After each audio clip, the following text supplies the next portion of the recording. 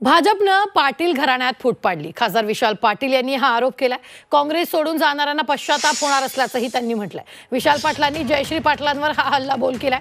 भाजपनं पाटील घराण्यात फूट पाडल्याचा आरोप खासदार विशाल पाटील यांनी केलेला आहे। तर काँग्रेस सोडून जाणाऱ्यांना निश्चितच पश्चाताप होणार असं म्हणत विशाल पाटील यांनी जयश्री पाटील यांच्यावर निशाणा साधलाय।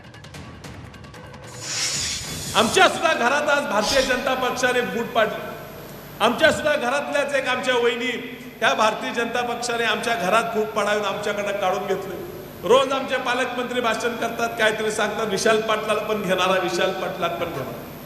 अहो, मी अपक्ष निवडून आलो। भारतीय जनता पक्षाच्या 2 टर्मच्या खासदाराला पाडून अपक्ष निवडून आलो। आणि मी निवडून आलो कारण मी लोकांना सांगितलं की जरी अपक्ष असलो तर मी काँग्रेसच्या विचाराचा आहे।